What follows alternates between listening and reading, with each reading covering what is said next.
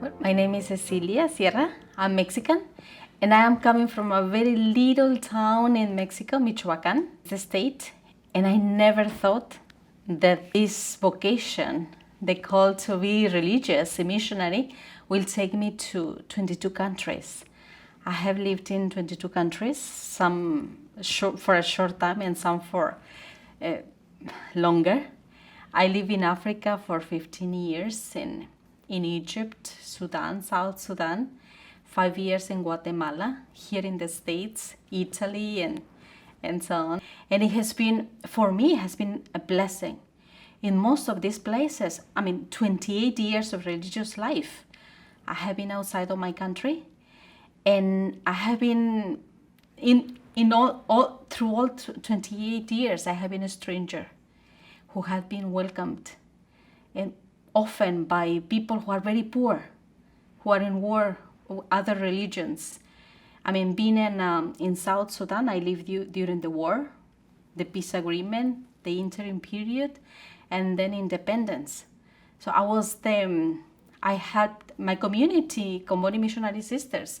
My founder is San Daniel Comboni, my founder, and he was to be canonized.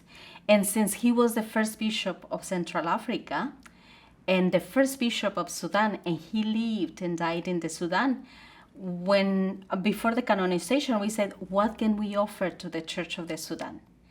Sudan was still one. It was the largest country in Africa.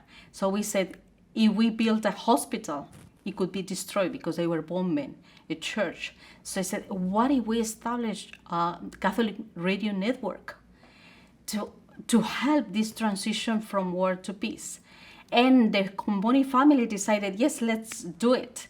And I was there as a young sister and wherever, and coming from the United States, I said, yes, she could be one. So we helped establish the first Catholic radio. And because I studied communications here in the United States and Philadelphia, LaSalle, they said, you can go and help establish this community radio. We were two sisters, one Italian and myself. We were sent to Juba, the capital of South Sudan. And we were knocking in all the doors, the UN doors, we want to establish a Catholic radio. And of course, people were laughing at us because they said, oh my God, you are so young. Are you engineers? Not exactly. They said, oh, it takes more than just faith to build a radio. And we established 8 Catholic radio. In our radios, I was the directress of the first Catholic radio in the country for 6 years. And our radio became so prominent. It was at the forefront from all the other radios, and even the national radios, and in the inviting people for independence, on the transition, the referendum, that would eventually led to independence.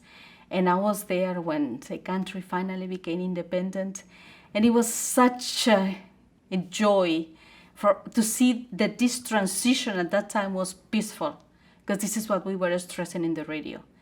And I know also that our radio contributed to hold war and to keep peace.